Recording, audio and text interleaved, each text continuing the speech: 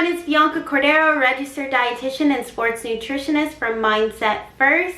Today we're going to be talking about carbohydrates, 3 different types of them, where we can get them, and when they're most useful to improve sport performance. So the first carbohydrate that we're going to be talking about is fiber, and fiber isn't digested by the body. It can be digested by bacteria, but that doesn't really contribute to a lot of our calories that we get from carbs. And so a thing to note about fiber is that we want to make sure that we are consuming foods that are high in fiber further away from exercise. So typically we want to try and keep at least 4 hours after to be the time frame that you can start digesting higher fiber foods after activity. And that's because we want to make sure that we're refueling much quicker, and that fiber would slow down that refueling process normally. So foods that are higher in fiber include nuts, seeds, fleshy fruits and fleshy vegetables, leafy greens. So the fleshy fruit that I'm talking about would be like berries and apples and pears, and the fleshy vegetables would be like carrots and peppers, and of course leafy greens would be like spinach or kale, but pretty much most of the cruciferous vegetables are going to be high in fiber, so like that broccoli or cauliflower. So another thing to note about high fiber foods is they're very high in nutrients. So it's important to keep them in our diet because they're going to contribute to a healthy diet. So just timing them later. So the second one that we're going to be talking about is sugar.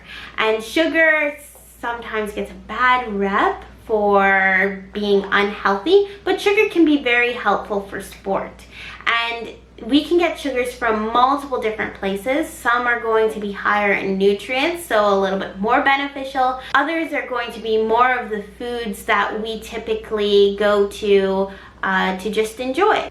Some places that we could get sugar from include fruit, juices, as well as candies and other foods that have added sugars in them. And of course there's sugars in way more other foods, even things such as milk, but we're focusing on foods that are higher in sugar because these would be our high glycemic index foods, which would be the foods that would contribute to higher blood sugars at a faster rate than other foods that have other components to them that may slow down digestion, like fat or protein. So another thing to note would be the timing of these foods. So the best time to really have foods that are higher in sugar are actually about 1 hour before exercise and 1 hour after exercise.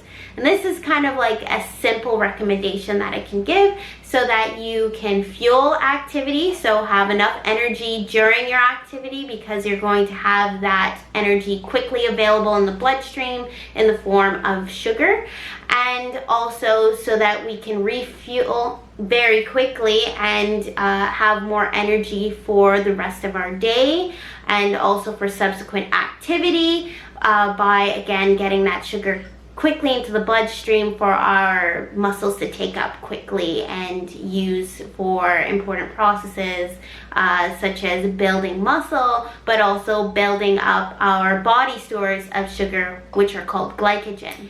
So the third carbohydrate I'm going to be talking about are starches.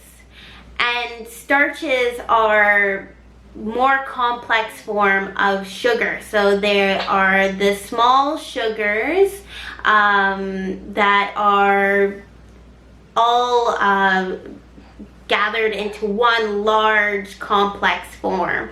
And these typically have larger loads of carbohydrates within them, and you would say that a lot of these starchy foods would have higher glycemic load. So basically that means that we're going to have more carbohydrates coming into the bloodstream, and possibly even faster if they have lower amounts of fiber in them. So the foods that I would say are more starchy would include grains, and also pretty much any foods that are made out of any starchy tubers, which potatoes are included in, but also things like yam can be found in that category of foods, as well as Edos, but it's a large category.